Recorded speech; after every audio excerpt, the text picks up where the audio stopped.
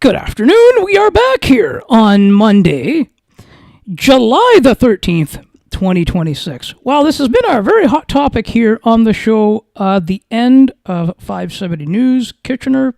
And we are here with today, currently a realtor, now, but a former program director who we have Pete Travers here. Pete was the former program director at 570 News Kitchener. I still am the former program director. You still? Yes, you are. Did I say still was? am the former program director. I will not lose that title. No, is. How's that? Is the former program director there? That's right. Yes, and Pete, I really want to thank you so much. You know what? I appreciate you're very generous with your time, and I do appreciate you coming with me anytime. Well, I'm honored to be here. Okay, so so I know you've been following you've sort of been following what the whole kind of fallout from last week on this whole thing. So when you found out that they were shutting it, that Rogers was pulling the plug, said they were pulling the plug on it, what went through your mind? Did any sort of nostalgia or history go through your mind? Well, a lot of things went through my mind. The first thing that went through my mind was my concern for my colleagues. Many of my former colleagues still work there, and certainly from a profile perspective, Mike Farwell and Paul McPhee jumped to the top of that list. Now, was Farwell there when you were? I think he was there for a time. He was there with me. Yep, absolutely. And then during my time, he went to 590. Yeah, he did the morning show for a couple of years there. Oh, pardon me, and then he came back. I'm so sorry. So yes, he Mike and I worked together, absolutely. And so I'm sad for those people that I worked with. Christine Clark. I work with Christine, absolutely. Yeah, she was there. Yep. So that part's the sad part. I think that in the big picture, if you're just analyzing this situation and taking emotion out of it, I cannot say that I am specifically surprised.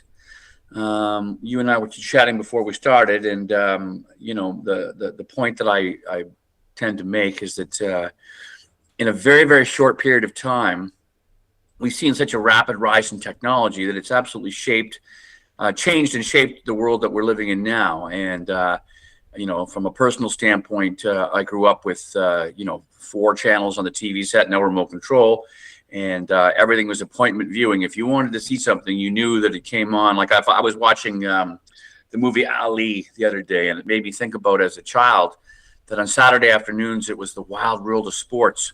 And so I was born in 1963, and so it's important to understand that those of your viewers who are of my age will know exactly what I'm talking about. When on Saturday mornings there'd be cartoons, but Saturday afternoons it was sports and live baseball games. Before there was Blue Jays, there was no Blue Jays at that time, and of course Wild World of Sports, where you would see every different kind of sports on ABC. And in particular, I grew up watching various Muhammad Ali boxing matches. But if you didn't see it when it was on, you didn't see it. You know what I mean? And another thing too is that once a year, growing up, we would see The Wizard of Oz or James Bond. So maybe a year after it was in the theaters, Sunday night, ABC, James Bond is back, Thunderball, whatever the movie was. We would see these movies, and along the way, as far as movies went, the VHS came along, and suddenly it was like, oh, we can go. In fact, my kids grew up, with the movie The Lion King, and they watched it 100,000 times, almost 100,000 times. But they watched it and watched it and watched it. And as far as radio goes, I think that I said to you that radio was holding off some of this change because our clock radios eventually kind of got replaced by our smartphones.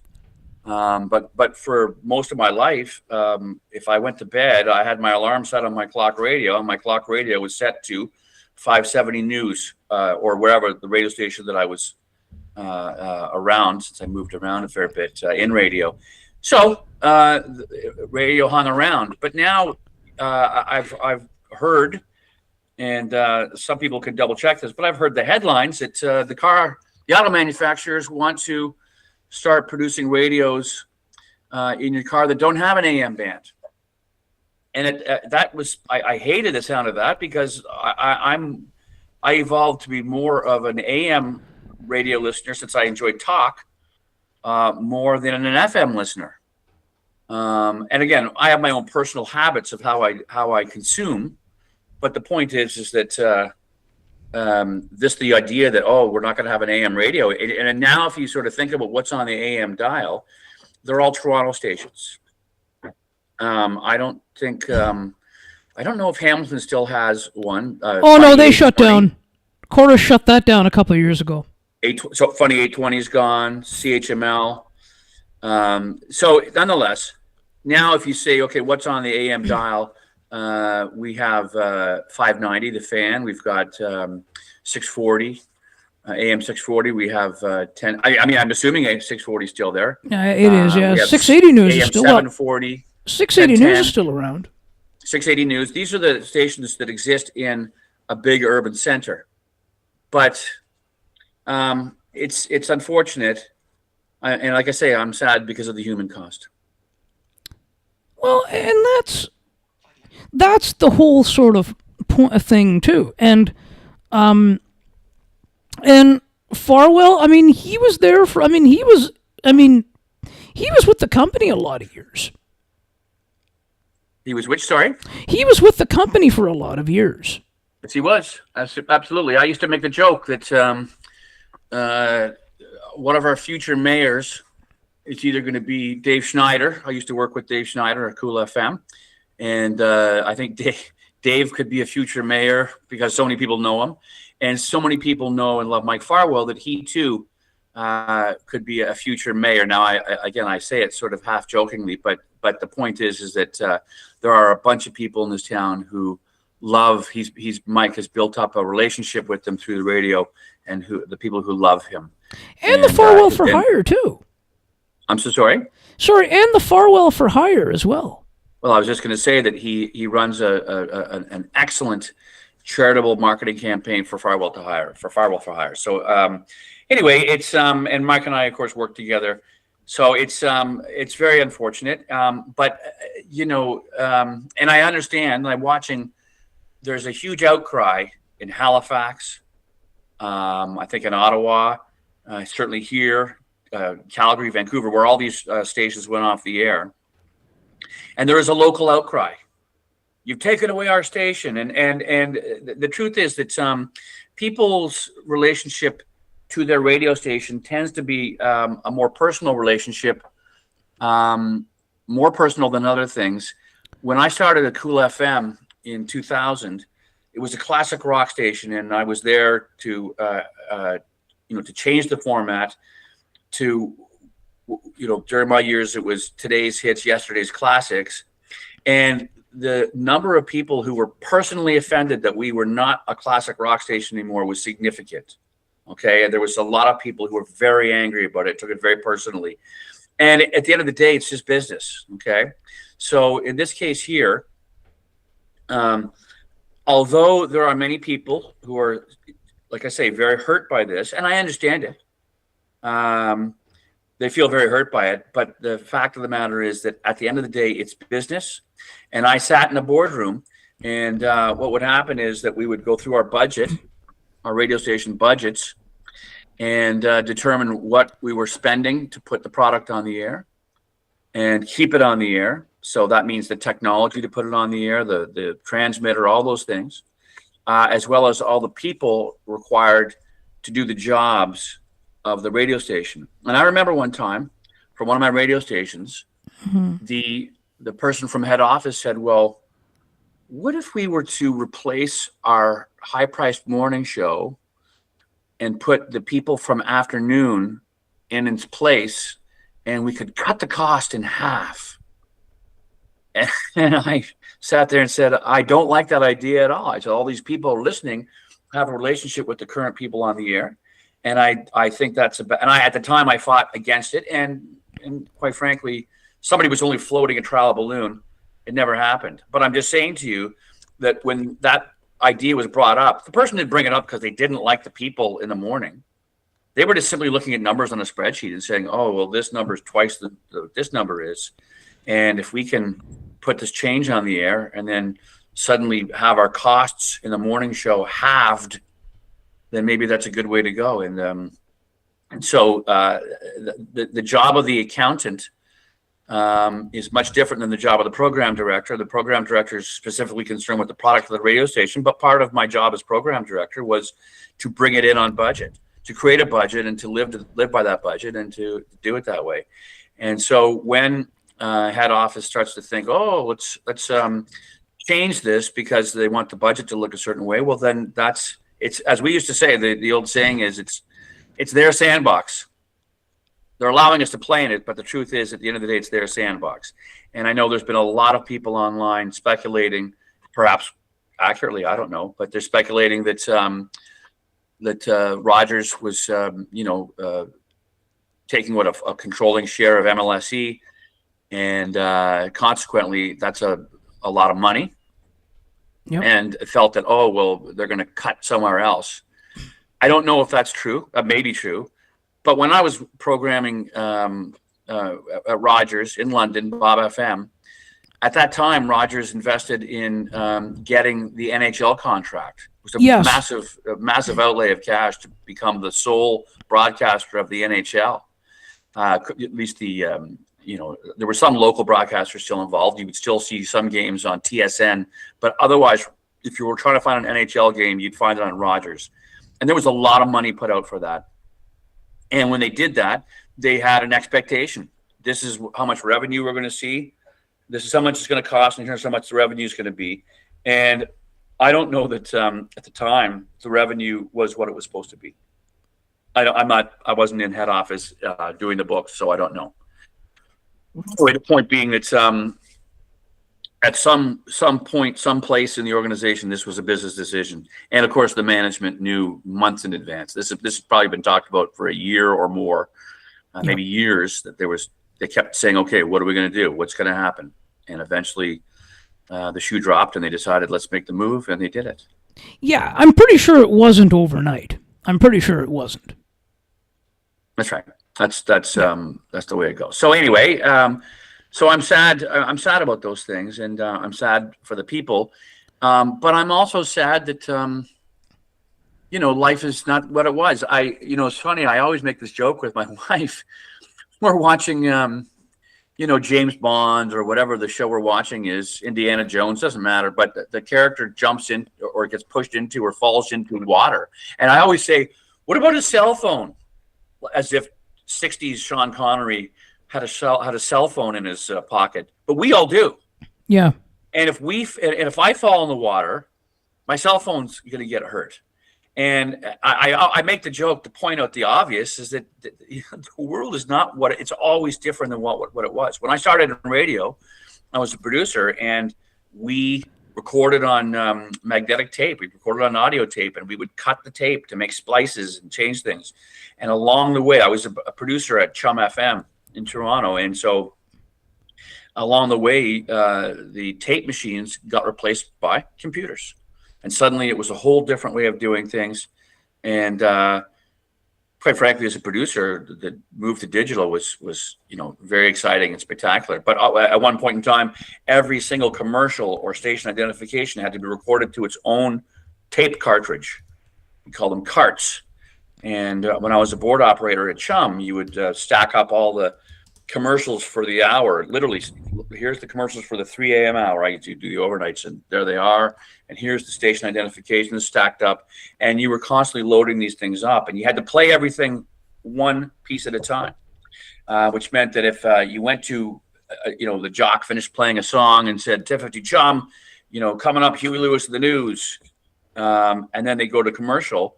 Well, I was the one that fired the 10:50 Chum, and then all of a sudden I'm the one firing the Nob Hill Farms and Bell Telephone or whatever the commercials were. I had to hit them all.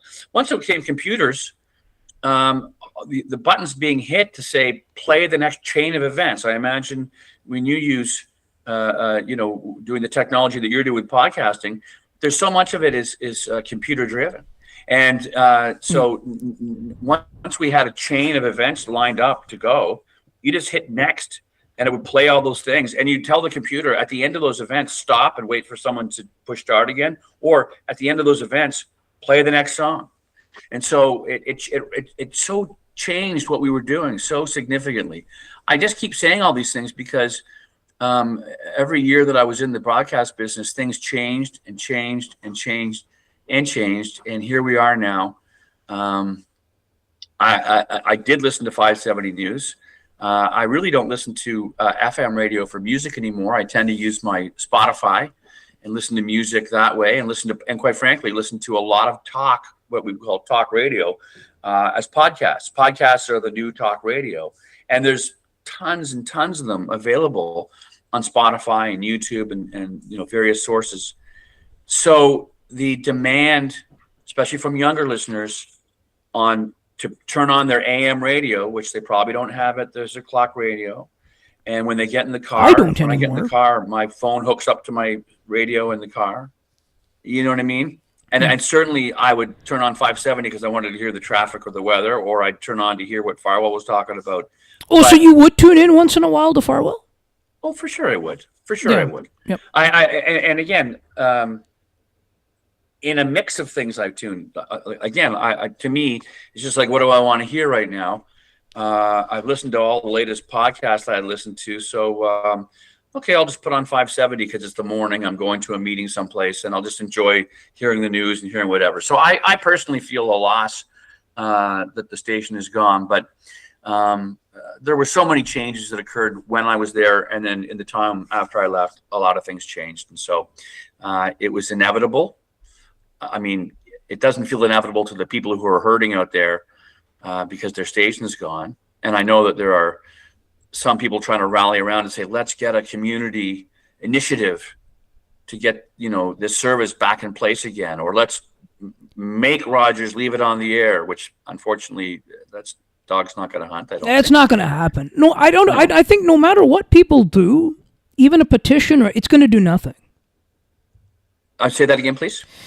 No matter what people do, whether it's a petition or something, or getting a community, it's not going to do anything. Well, I mean, listen, we have a station in town, CKWR, which is a community radio station. And, I've heard people say, well, where do we get a Blue Jay game now? Because when I drive in the car, by the way, that's when I will listen to 570 the most, to hear a Leaf or a Blue Jay game. Absolutely. And to hear a Ranger game. Speaking of Mike Farwell, I would hear the Kitchener Rangers. So that was part of my routine. And there is speculation as to what's going to happen. So it's obviously a huge priority for Rogers to get the Leafs and the Jays available on radio somewhere.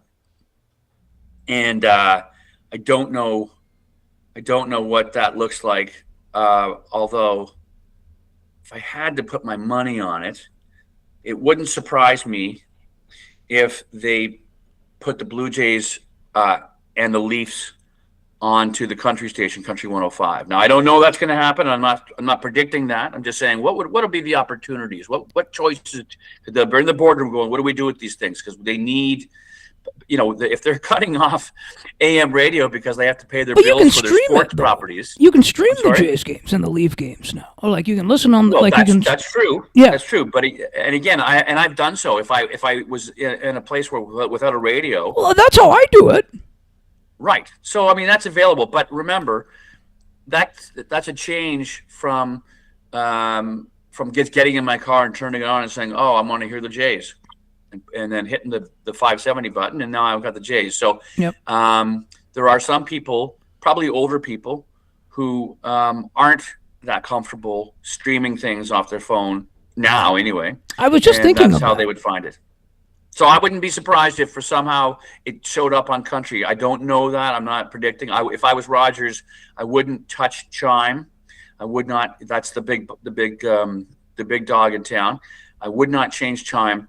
But in theory, the listeners of country music, their only other opportunity they have for country is an out-of-market country station, of which there's one in Hamilton. There's one in London. Don't know if they reach here very well. But a country music listener would find their way back to the country station if it was interrupted for a Blue Jays or Leaf game. But I don't know that. I'm just saying to you that would be an avenue. So you feel that they are going to look at somehow putting that stuff on traditional airwaves, but they also have especially for the Kitchener Ranger, if Rogers retains the Kitchener Rangers rights, which I don't know if they, I mean, it could be that the Rangers might look at another outlet too. They might say, oh, we're going to produce it in-house. CKWR might be one. They could produce it in-house as a podcast. Absolutely, they could. And I know that that's happening in other markets. I know that there are, I think, if I'm not mistaken, in Peterborough, where there once was an AM station that broadcast the Peterborough Pete's, now you're going to listen to it as a podcast or as a streaming vehicle. And again, there may be a sports station in Peterborough, I forget, on the FM dial. Nonetheless, my point is, you're Rogers. You own these multi-billion-dollar properties, the Leafs and the Jays. And if it's MLSE, that means the Raptors as well. And there's a ton of advertising revenue built off the broadcast of those games. Now, let's be realistic and say that the lion's share of that revenue is coming from TV broadcasting. That's where the big money is. But if I'm Rogers, I want the Jays on in every market across the country. I want all the Jays fans to have the easiest time finding the game, because remember the playoffs last year? I mean, everywhere I drove to the store, whatever, I had that game on because I didn't want to miss a minute of it. I wanted to find out what was happening. So anyway, it's and 590 is where I could get it on my AM dial now, but it really comes in poorly in Kitchener. And if it's the middle of the day and you're not near hydro lines, I can get it. But if I'm driving up Manitou in Kitchener, Manitou Drive, there's hydro wires running along Manitou, and they cause like a lot of interference. So it's hard to get it, and then I can't listen. So anyway, it's all part of the evolution. It just is. And the truth is, it's slower, I think, in some ways. Just like I said, AM radio was slow to come off the dial because people had it on their clock radio or in their car. I just finished saying that I listen to my music off Spotify. I listen to the things that I want to listen to, and I'm not interested in what the top 40 is, or you know what I mean? No. So FM radio is changing too. And I will also say this, as a program director, one of the battles we waged was the battle to be local. So as radio became more corporate, they'd say, "Oh, well, let's get that woman in Kingston to do the midday show simultaneously in London, North Bay, Sudbury, Smith Falls," and they would, but they'd do one single show out of Kingston. And that's happening with morning shows. That's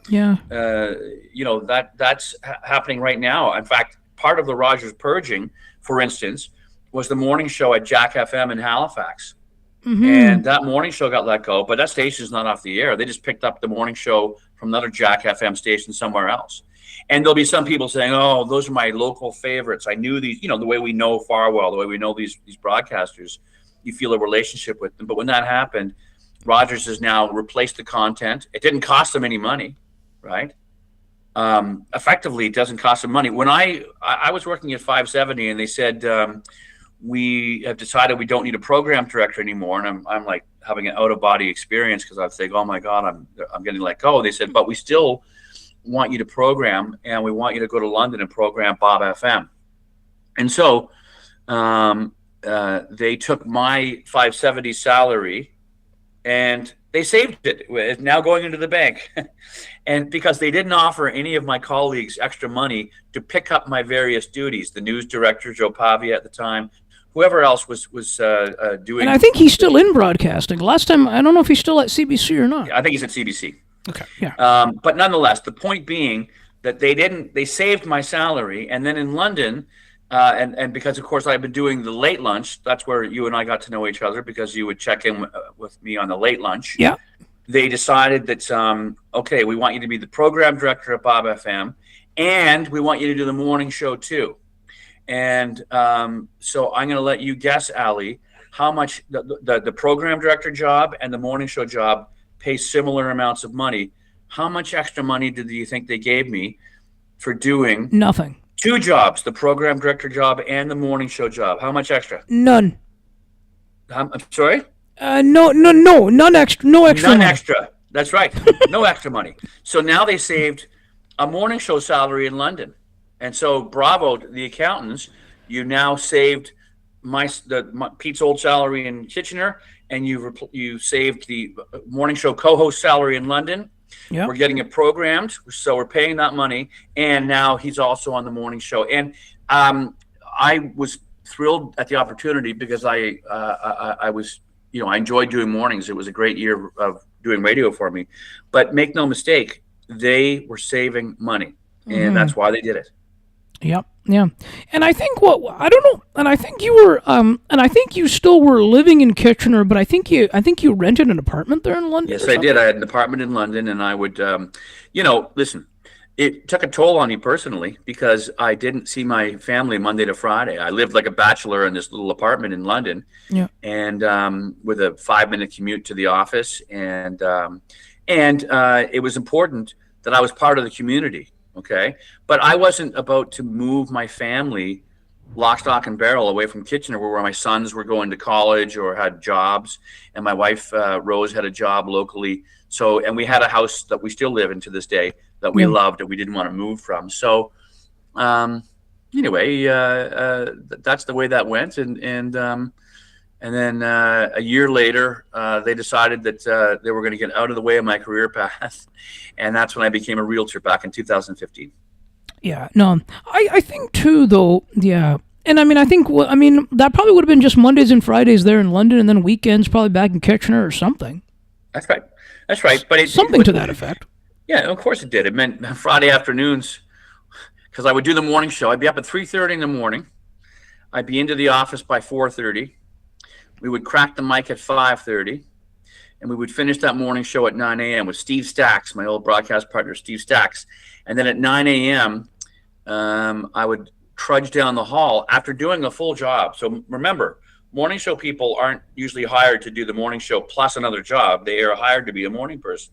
But I had another job, so when I finished at 9 a.m., I would walk down the hall, and I'd put on my program director hat, and now I was a program director. And then I would, I'd work the rest of the day doing that. And so anyway, the point is that yes, I would come home on Fridays, and I would see my family, and it was less than ideal, but I was trying to have my cake and eat it too. I wanted to still have my life in Kitchener, but also be doing my job in London and continuing to get paid to do my job. So yeah.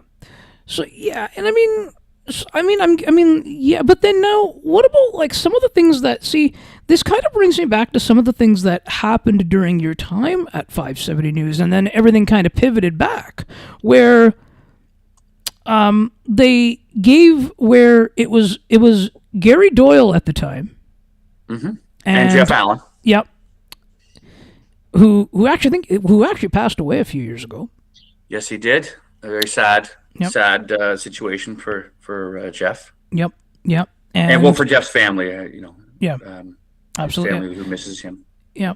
And the thing is then he got moved to he was moved to the afternoons for 4 hours. I was program director when that happened. Pardon? I did that. I made that move. Now, I wasn't my idea. I didn't wake up one morning and say, let's move Jeff to the afternoon. Once again, as a program director, you're intimately involved with the head office, with the vice president of programming, whoever's guiding things. And at the time, the thinking was, we've got Jeff Allen on from 9 to 1 or 9 to noon, I guess, 3 hours, and then Gary Doyle from noon to 3. Yeah. And both fine, professional, great broadcasters. In the case of Jeff Allen, the comparison I make, it's an imperfect comparison, but I compare Gary Doyle and Jeff Allen to Ron McLean and Don Cherry. Mm-hmm. And so when we think about Don Cherry, we think of somebody very mercurial who's yelling and saying his opinion and is larger than life. And then we think of Ron McLean as being a lot more professional and dialed in, and that was his role. Yeah. Of the two personalities, Jeff and Gary, Jeff was the more unpredictable, mercurial, and Gary was much more smooth, very professional, and great at his job. The fact is, Jeff was getting very good ratings. And so the question is, how can we take these ratings and make them bigger? And then the metaphor is, if Jeff is now performing to a full house at the center in the square, what if we moved him into the Kitchener Memorial Odd and had the chance to double his audience? And on paper, that was, that's interesting. And so we were going to put him on now from 2 to 6, I think was the timing. So, yeah. And that's how my show, The Late Lunch, came about, because we had Gary from 9 to 1. We had a gap from 1 till 2. My boss said, we got to fill that hour, and it can't cost anything. Thank you, boss. And it can't cost anything. And I had been doing some fill-in for talk for Gary and Jeff. And so somebody said, hey, you should do the show.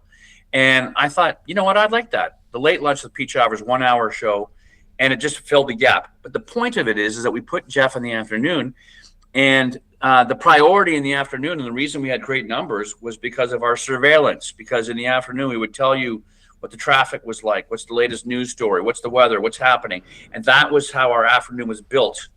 And so if we were saying, okay, now we're going to take out all the news throughout the hour, only have news at the top and bottom of the hour, we still need to have traffic reports. And so, you know, I remember taking Jeff out for lunch and saying, look, this is what we want to do. Will you go along with the idea? And he was nervous about it. It wasn't sure that that's what he wanted to do. But he agreed to do it as a good soldier and said, I'll do it. But it played havoc on him because, and again, I'm just using an analogy or a metaphor that imagine his talk show, when he did it, he would skate out and have the whole rink to himself to do whatever. But suddenly in the afternoon, he didn't have the whole rink anymore. Now he had to get out of the way because here comes the traffic and watch the clock. You know, he's having the middle of a conversation with somebody. Watch the clock. We got to stop and do the weather and the traffic. That's tough. I had the luxury with the Late Lunch of just hit start, roll, go, and talk, and then make it to the commercial break at 15:15, make it to the bottom of the hour for the newscast. And it was tough on Jeff, very tough on Jeff. It was not a great situation for him. And I mean, he had some health issues in between too, right? Which sort of...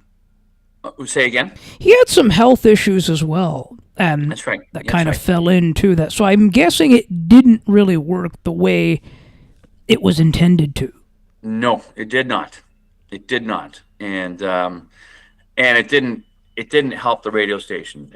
The whole point of the move was to make the radio station bigger and stronger and more profitable, but it did not accomplish those things. And so then, you know, of course, various incarnations followed because I left during that time. I left to go to London, and you know, the management at the time decided, okay, we're making further changes, and I was gone at that point for those changes. So, but then you also noticed that they brought All News Afternoons back. Well, because that was the key to that radio station. Mm-hmm. They had it set up perfectly. Mornings and afternoons, all news, and then middle of the day when you don't need all news. In Toronto, on 680, they have all news all day.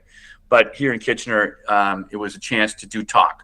So if you look at Toronto and say, well, you know, 680 News is all news every hour. They don't stop for talk shows. You want a talk show in Toronto, you're going to go to AM 640 or 1010.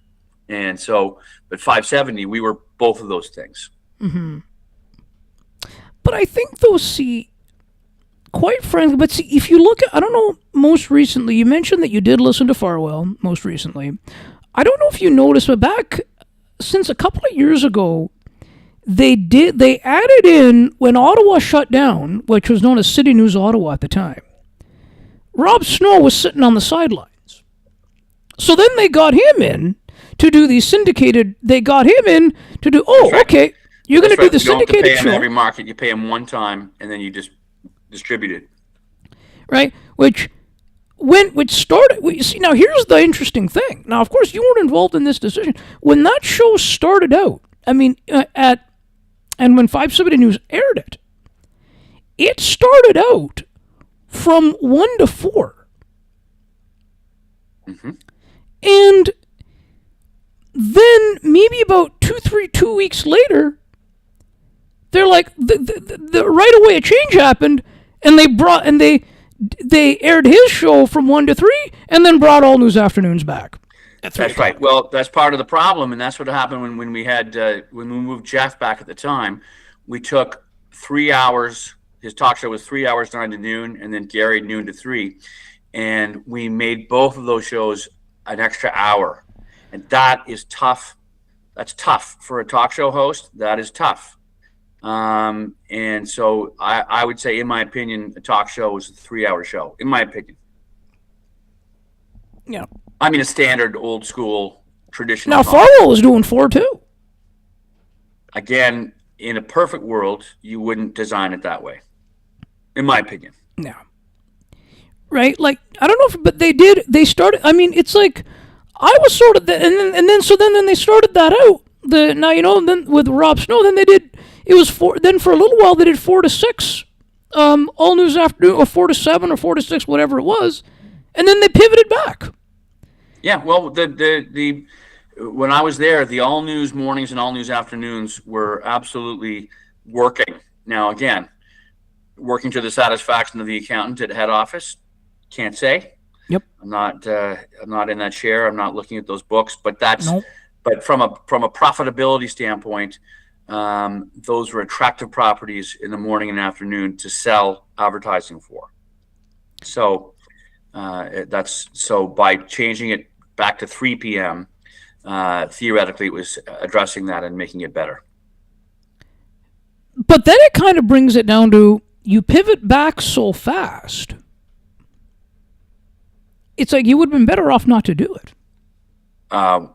You mean not to make the change in the first place? Yeah, not like they could have just said, okay, yeah, I know you want to bring this show in, but we're not going to touch the 3 o'clock. You want to do it, we can do 1 to 3. But well, believe me, that's a 2-hour show. That would have been for the host.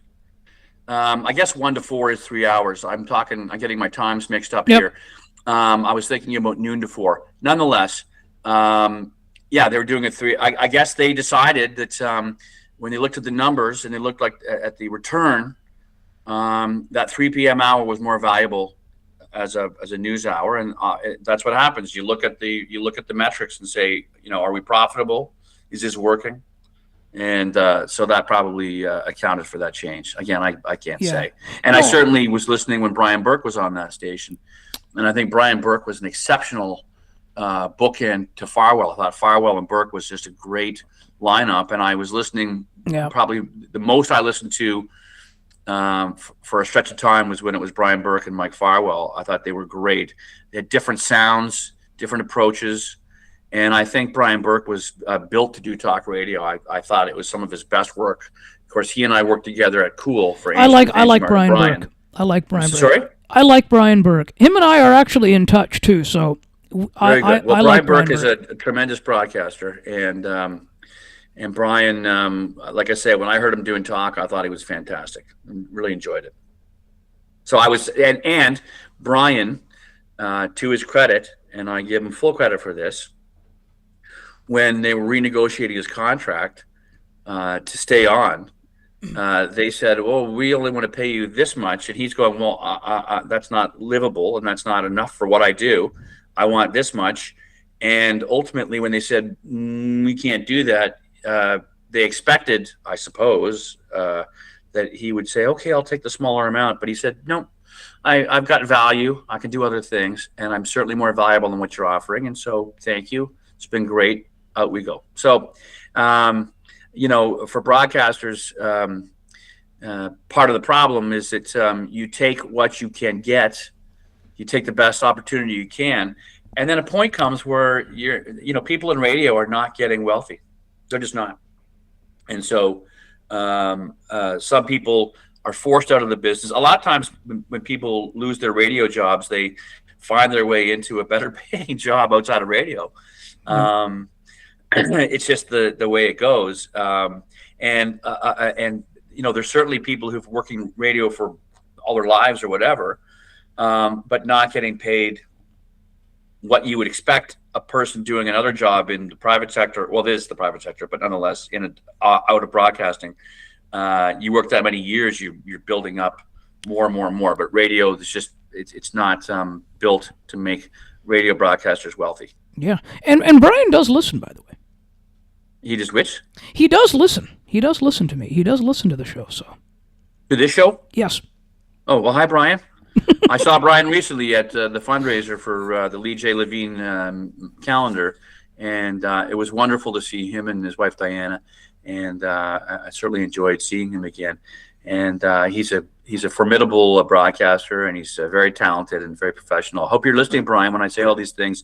But I guess the bottom line is, although I was sad that I couldn't listen to him anymore, I felt proud of him that he took a stand and said, I'm worth more than what you're offering, and I'll find it somewhere else. And he did. And I respect that. Absolutely respect that. So, but again, they had to do what they felt was best. And I guess they decided there's been a million changes to radio broadcast schedules based on the fact that the station wasn't going to pay more than X. They weren't going to pay more than that. And so the broadcaster had a choice: work for less money or move on. And that's what Brian chose to do. So, power and respect to Brian. Yeah, and I mean, and of course, as you also know, Farwell he's also been doing some podcasting on his own with the OHL podcast and things like that. Mm-hmm. Like the guy, see, the thing here is not only is he in the community, but he has all the talent and skills with, when it comes to things like doing podcasts and things like that. So, I mean, I mean that, certainly to his own, and he had started doing that way before all this I think he was sort of getting himself kind of ready for that world. Well, back when I was in 2013 and 14, when I was working at Bob FM, later Jack FM in London, I'm not trying to take credit for anything because I'm not suggesting I invented anything. However, we would do this morning show from 5:30 to 9, and so one of the policies I introduced was I want 5:30 to 9 a.m. cut down to just the talk, so not the music, simply the talk. Because we were doing it on 570. You would do a show on 570, and that show would become a podcast. And if you missed it, you could go to the website and find the show that you missed and listen to it. And that was happening with the Late Lunch, my show, with the Allen Show, and with the Doyle Show. So we started doing that every day. Our morning show got cut down to 30, 40 minutes of talk, and as a podcast. And I liked it because you could pass it along to your friends. If you said, "Oh, I like that morning show," you'd say, "Here, I'm going to send you this file or send you this link, and you can listen to the show and see what you think." That's absolutely. And so a lot of broadcasters throughout the Rogers chain, because I know some of them personally who were doing it, were encouraged to do podcasts. And part of the allure of podcasts for a morning show person was that you didn't have to hold back on swearing, for instance. If you're doing a podcast, you use the language that you prefer to use, the topics you prefer to talk about. In a morning show, there's absolute direction coming from corporate, and there's direction from the program director of how much you can talk and what things, and you want to hit the interests of your audience. And so a lot of people I knew started doing podcasts. My old Rogers broadcast friends were doing podcasts, and that's how that went. By the way, I apologize. I'm going to turn into a pumpkin in 5 minutes. All right. Cut that out. I'm so sorry. Okay. No, you're fine. Okay, so that's okay. So we're going to wrap it up here. So they can find you at PeteTravers.com. PeteTravers.com is my real estate website. I'm on Facebook. I've got a real estate Facebook profile. It's funny though that people don't go on Facebook going, "I want to see his real estate business profile." People, if you're looking for a realtor, you want to know who the person is. If you go to my Facebook profile on Facebook, you learn who I am. You know I'm a realtor. You know I'm a family man. I'm a grandfather, and I play in a band. Yep. And so you learn a lot about me that way. So if you're trying to find me, look for me on Facebook. Another way of finding me is my band, our band, Jimmy Hat. Jimmy Hat has a channel on Facebook. We also have a channel on YouTube, Jimmy Hat. So if you were to Google Jimmy Hat use the YouTube search, you'll find us. And it's live performances and recordings. Yeah. And if you have trouble, you can reach out to me. I'll put you in touch. There you go. Ali knows how to do it. All right. Thank you so much, Pete. We're going to just play the outro here, and then we'll just sign off the live. Thank you so much. Check us out Wednesday. Producer Paulie's coming up. Oh, well, you tell Paulie I said hi. Another guy who I love and who I've got such great respect for. And I helped coin his nickname, at least when I worked with him, Paulie Sci. Yes, I remember that. He knew a lot about politics, but I ironically also called him Pop Culture Paulie because he seemed to know nothing about Star Wars or some of these pop culture things. James Bond, he seemed to know nothing about them. So ironically, I called him Pop Culture Paulie. But anyway, yes, I have so much respect and so much love and affection for Paul Harriet, and you make sure you tell him that, because when I did the late lunch with Pete Travers, Paul effectively was producing the show technically, but he also functioned as a co-host, person to bounce off, and we would talk all the time. And he's a great guy, and I miss working with him. There we go. Sounds good. Tune in Wednesday.